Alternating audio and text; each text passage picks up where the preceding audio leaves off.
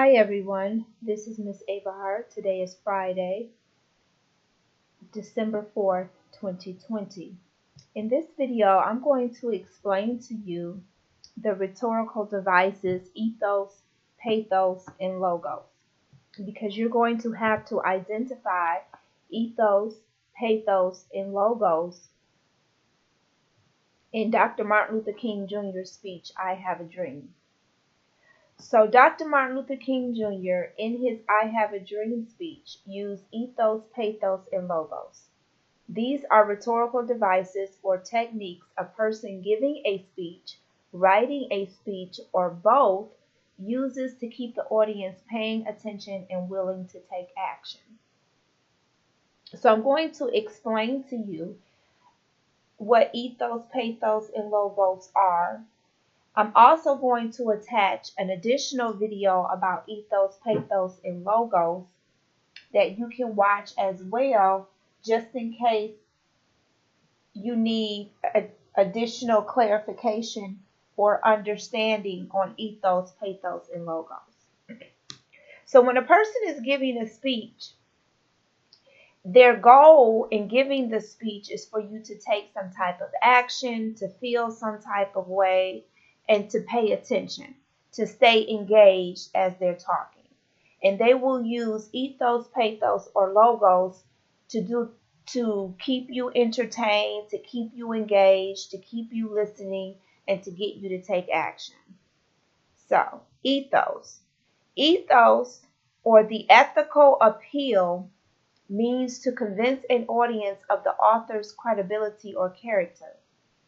An author would use ethos to show to his audience that he is a credible source and is worth listening to. And it could be a man or a woman who is giving a speech. So, just to let you know, it's he or she. So, ethos, or the ethical appeal, means to convince an audience of the author's credibility or character. An author will use ethos to show his or her audience that he or she is a credible source and is worth listening to. So if I'm giving a speech, I would use ethos in order for my audience to take me serious. I would use ethos to let the audience know, okay, if you don't believe me or if you don't trust what I'm saying, then let me tell you some other people who agree with me or have said the same thing I am saying. It's kind of like it's like throwing your weight around. It's like letting people know who you know, or letting people know you don't have to take my word for it. Such and such has said the same thing I've said. So here are some examples. If I'm giving a speech and I say, according to the United States Constitution, or if I say the United States Constitution proves that what I'm saying is correct, that's ethos. I'm citing to you, or I'm referencing an important document, a document that everybody is familiar with, a document that holds weight. And I'm saying that you should listen to what I'm saying in this speech because the United States Constitution is backing up what I'm saying. Or if I said, according to Oprah Winfrey, well, most people know who Oprah Winfrey is, and she has some clout. She has some weight. She has some pull. So if you're listening to me give a speech and I say, well, according to Oprah Winfrey, or Oprah Winfrey has said the same thing I am saying, then you're more likely to listen to what I'm saying. Because you're like, well, dang, if Oprah Winfrey is saying the same thing that Miss Ava is saying in her speech, then what Miss Ava is saying must mean something. Or if I say Dr. Oz, or if I say Supreme Court Justice Clarence Thomas, or if I say according to the Center for Disease Control, Or if I say Dr. Thomas of Harvard University, because Dr. Thomas attended Harvard University, then and I'm quoting Dr. Thomas, then what I'm saying in my speech must really mean something, because Dr. Thomas attends or attended Harvard University. Harvard University is a big time school. So, if he's saying the same thing Miss Averhart is saying in her speech, then Miss Averhart must really, maybe I really need to pay attention to what Miss Averhart is saying. She must really be saying something that's of importance. Or if I say First Lady Michelle Obama. All of these examples are examples of ethos, where I give you examples, or I quote people who have authority, people who are famous, who are popular, or organizations that are famous and popular, so that you can listen to me more, so that you can believe me more. You're more inclined to believe what I'm saying in my speech if I say, well, Oprah, she pretty much is saying the same thing. You're more inclined to listen to me if I use ethos. All right, so that's ethos. The next one is pathos. So anytime in Dr. Martin Luther King Jr.'s I Have a Dream speech, anytime he makes reference to a source or a person, a famous person, he's using ethos. He's saying, look, just don't believe my opinion about how racial justice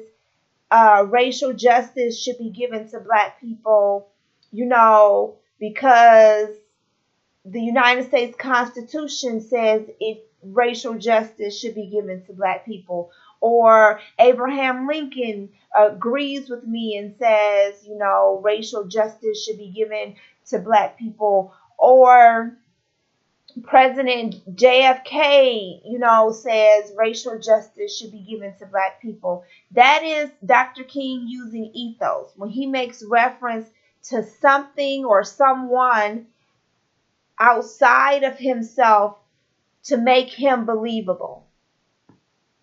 And like I said, if I'm not explaining this in a way in which you understand, I'll attach another video about ethos, pathos, and logos, so that you can get a better understanding.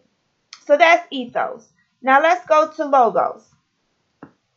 Or what's next? Ethos, pathos. Let's go to pathos. Pathos is the emotional appeal, means to persuade an audience by appealing to their emotions. Authors use pathos to invoke sympathy from an audience, to make the audience feel what the author wants them to feel. Pathos is easy. A person giving a speech is giving a speech. One reason they are giving this speech is to make you feel a certain way. They could either make you want to feel angry, they can make you feel happy, sad, they can make you feel confused, they can make you want to take action, they can make you want to cry, they can make you want to give your money, to donate to a charity. That's pathos, where the person giving the speech will make you feel a certain way. So here are some examples. We see it all the time currently in the news when the news media is telling us about COVID-19. They use pathos all the time to convince society to wear a mask. They'll say something to the extent, if you don't wear a mask, your grandmother will contract COVID-19 and possibly die. Well, that's appealing to your love for your grandmother. It could make you feel guilty. Like, well, dang, if I don't wear a mask and my grandmother contracts COVID-19 and dies, then I'm going to feel guilty because I'm going to feel like it's my fault. So that's an example of somebody of the media using pathos, or attempting to make you feel a certain way so that you'll take a certain action. So in Dr. Martin Luther King Jr.'s I Have a Dream speech, what feeling is he trying to get you to feel so that you'll take a certain action? What's the action that Dr. King in I Have a Dream wants you to take? And what feeling does he want you to feel so you'll take that action? That's pathos. So some of the feelings, this is just a small list. A person giving a speech can make you feel agitated, angry or anger, hopeless, happy, sad, surprised, hopeful, fear, distrustful, disgusted, overwhelmed. Any emotion, that's pathos. That after you listen to the speech, the author of the speech or the speaker of the speech deliberately wanted you to feel a certain emotion. So when you're reading I Have a Dream by Dr. Martin Luther King, or you're listening to the speech I Have a Dream by Dr. Martin Luther King, you have to ask yourself, what emotion does he want me to feel? How does he use pathos in this speech? And the last one is logos. Logos is where a person that's giving the speech or writing the speech wants to appeal to your logic. It has to make sense. They're appealing to your rationality, to reason, meaning it has to make sense. They're going to give you an examples, and after you hear the examples, it just makes sense. Like you can't argue with it. Sometimes they'll use statistics and data.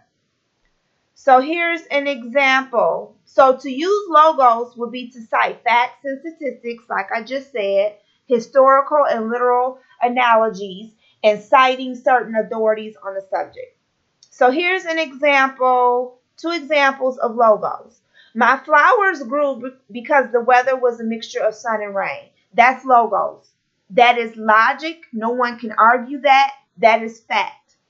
Science has proven for anything to grow outside, you need at least some sun and some rain.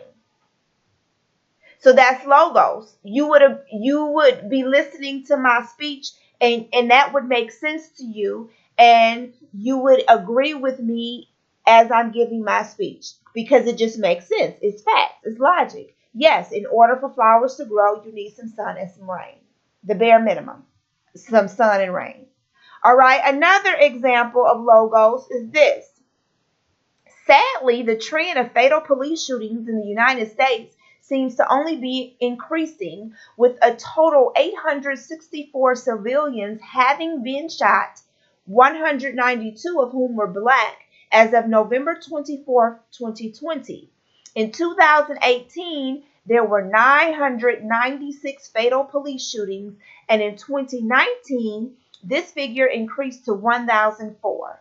Additionally, the rate of fatal police shootings among Black Americans was much higher than that for any other ethnicity, standing at 33 fatal shootings per million of the population as of November 2020.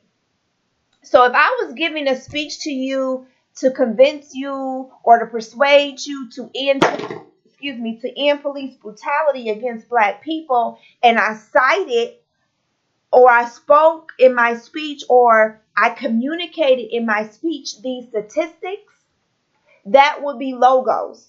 I'm appealing to your logic. If you heard these statistics or these facts, you would say, well, I can't argue with that. That's facts.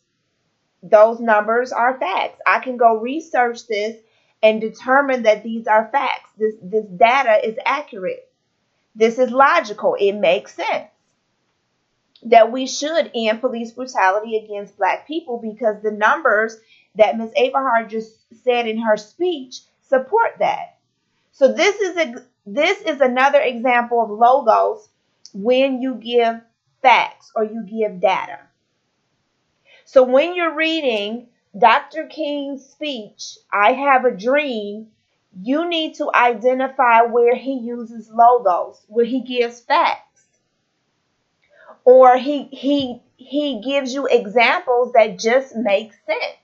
They're logical. You can't argue with it because it just makes sense.